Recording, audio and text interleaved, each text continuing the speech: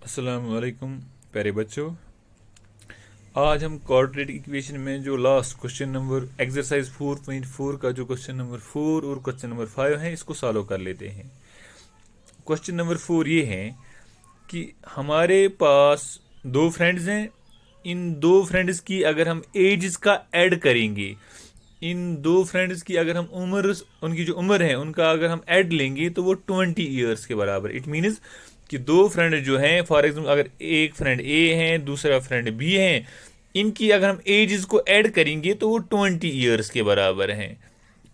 तो क्वेश्चन में ये भी बोला गया 4 ईयर्स एगो, आज से पहले 4 साल, the product of their age in years was 48। अगर हम आज से 4 साल पहले की बात करेंगे तो ये जो दो दोस्त हैं इनकी अगर हम एज का मल्टीप्लीकेशन लेंगे, प्रोडक्ट लेंगे, वो किसके बराबर है 48। तो हमें ऊपर पहले ही बोला गया कि is the following situation possible, क्या ये जो नीचे दी गई प्रॉब्लम है, नीचे दिए गई सिचुएशन है, क्या ये मुमकिन है या नहीं है। अगर ये मुमकिन है तो हमें इन दो फ्रेंड्स की एज निकालनी है। तो सबसे पहले हम ये देखेंगे क्या ये मुमकिन है कि अगर हमारे पास दो फ्रेंड्स होंगे उनकी एज का सम 20 ईयर्स के बराबर होगा, उनकी एज का अगर हम मल्टीप्लीकेशन लेंगे आज से 4 साल पहले वो 48 के बराबर होगा। चलो इस क्वेश्चन को हम सॉल्व कर लेते हैं। हमें पता नहीं है कि एक फ्रेंड की एज कितनी है, दूसरी फ्रेंड की एज कितनी है, तो हम यहां से सपोज करेंगे let the age of one friend be equal to X years. एक जो दोस्त है इसकी एज हम किसके बराबर रखते हैं, एक्स ईयर्स के बराबर। डियर फोर जो एज सेकेंड फ्रेंड की होगी वो कितनी होगी, that will be equal to 20 - x। क्योंकि हमारे पास पता है कि अगर हम पहला फ्रेंड मानेंगे ए, इसकी एज एक्स है, दूसरा फ्रेंड जो बी है इसकी एज हमें पता नहीं है, तो टोटल इन दो के एजेस का सम कितना है 20। तो हम बी यहाँ पर लिख सकते हैं एक्स प्लस बी, तो बी को इधर ही रखेंगे तो ये आएगा 20 प्लस एक्स को इस साइड ट्रांसफर करेंगे तो माइनस एक्स आएगा। तो हम कह सकते हैं जो सेकेंड फ्रेंड है इसकी जो एज है दैट विल बी 20 - x। ठीक है ना। According to question, according to question, question में ये बोला गया 4 ईयर्स एगो। पहले हम ये देखते हैं 4 years ago first friend's as. जो पहला दोस्त है इसकी जो एज 4 साल पहले होगी दैट विल बी x - 4। जो दूसरा फ्रेंड है इसकी जो एज 4 साल पहले होगी वो हम देख लेते हैं। वो इसकी जो प्रेजेंट एज है वो 20 - x है। तो आज से 4 साल पहले उसकी एज कितनी होगी 20 - x - 4। 20 से 4 घटाएंगे तो 16 आएगा, 16 - x आएगा। डियर फोर क्वेश्चन में ये बोला गया कि इन दो फ्रेंड्स की अगर हम आज से पहले 4 साल की बात करेंगे, उनकी जो एज है अगर हम उसका मल्टीप्लीकेशन लेंगे that means first friend's age 4 years before that's x - 4, second friend's age 4 years before that is 16 - x। This will be equal to 48। x into 16 is 16x, plus minus is minus, x into x is x square, minus plus is minus, 4 16 is r, that is 64, minus minus is plus, 4 into x is 4x, that is equal to 48। तो ये हम ऐसे भी लिख सकते हैं 16x plus 4x is 20x minus x square minus 64 plus 48 को इस साइड ट्रांसफर करेंगे तो minus 48 आएगा। This will be equal to 0। तो ये आएगा 20x minus X square minus minus is plus 64 and 48 that is equal to 112। This will be equal to 0। इसको हम ऐसे भी लिख सकते हैं, यहाँ पे एक्स स्क्वायर के आगे माइनस साइन है तो इसको प्लस साइन लाने के लिए हम यहाँ पे -1 कॉमन लेते हैं। तो ये बनेगा -20x, ये बनेगा plus X square, this will become plus 112, this will be equal to 0। -1 को इस साइड ट्रांसफर करेंगे तो ये आएगा -20x plus X square plus 112, this will be equal 0 divided by -1।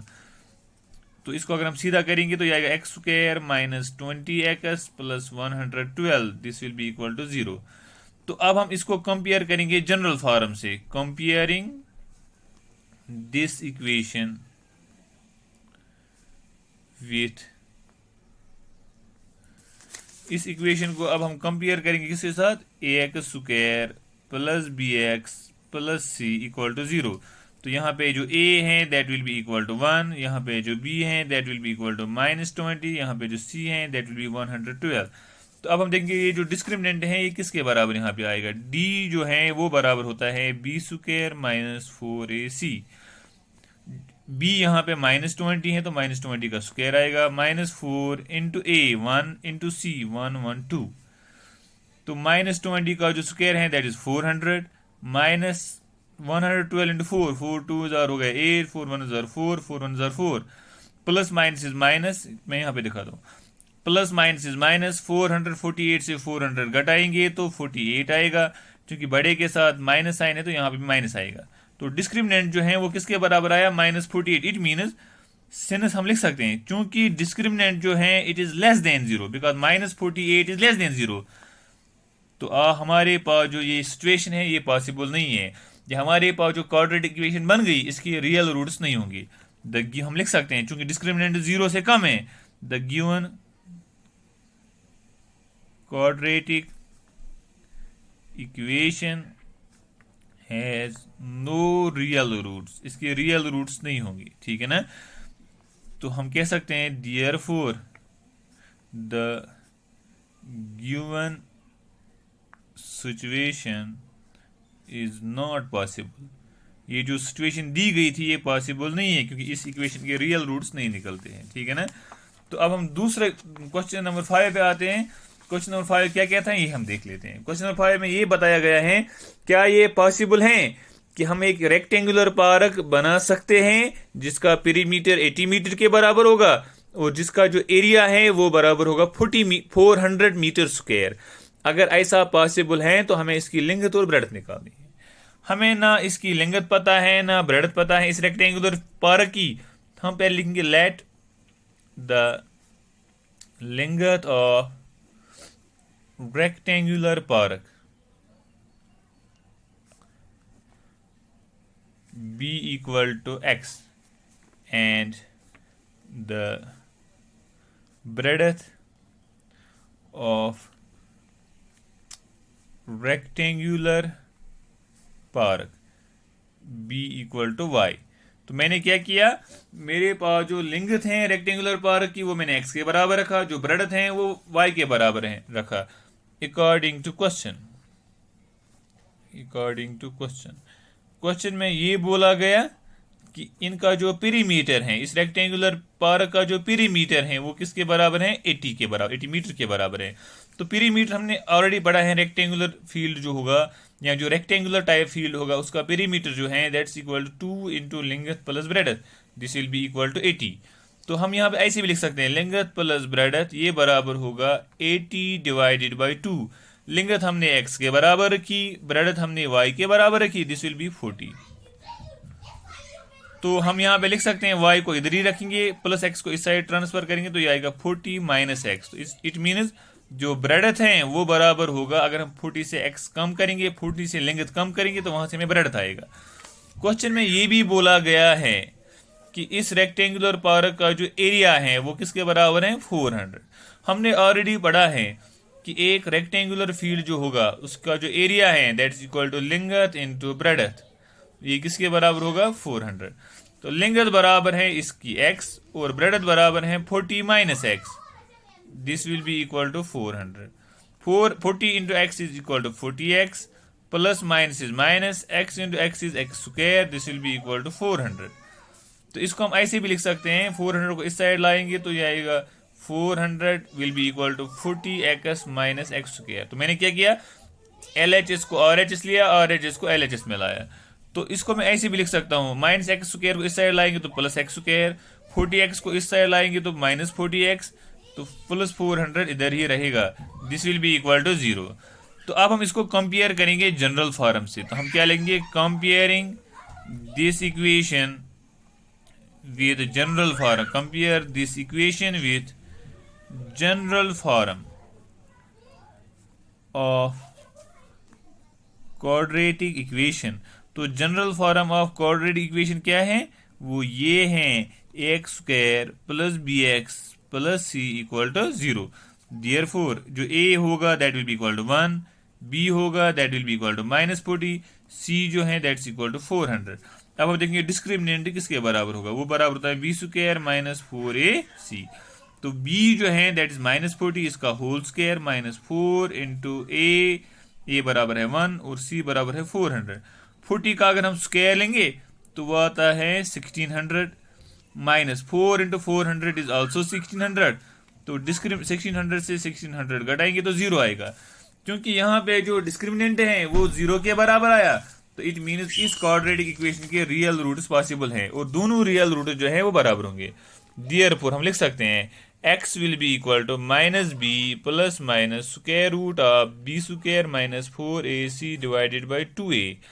हम लिख सकते हैं x will be equal to -b, तो b बराबर है -40, तो हम लिखेंगे माइनस इंटू -40 प्लस माइनस, तो हमने भी देखा b स्क्वायर माइनस 4ac 0 के बराबर आया divided by 2a। x will be equal to minus minus plus, तो ये आएगा 40, a बराबर है 1। हाँ a 1 के बराबर है, तो हम लिख सकते हैं 40, तो प्लस यहाँ माइनस 0 करेंगे तो वो 0 के बराबर ही आएगा। तो स्क्वायर रूट अगर 0 का लेंगे तो वो 0 के बराबर है, 2 1000 हो गया 2। तो x will be equal to 40 divided by 2, कि अगर हम 40 को प्लस 0 करेंगे माइनस 0 करेंगे तो 40 ही आएगा। तो x will be equal to 1 1000 2, 2 2000 4, 2 0 0, तो x निकला बराबर 20 मीटर। तो x हमने क्या रखा था, लेंगथ। देयरफॉर हम लिख सकते हैं लेंगथ ऑफ रेक्टेंगुलर फील्ड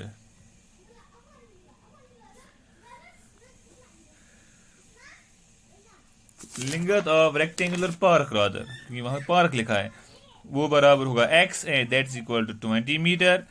तो एंड हम लिख सकते हैं इसकी जो ब्रेडथ है, ब्रेडथ ऑफ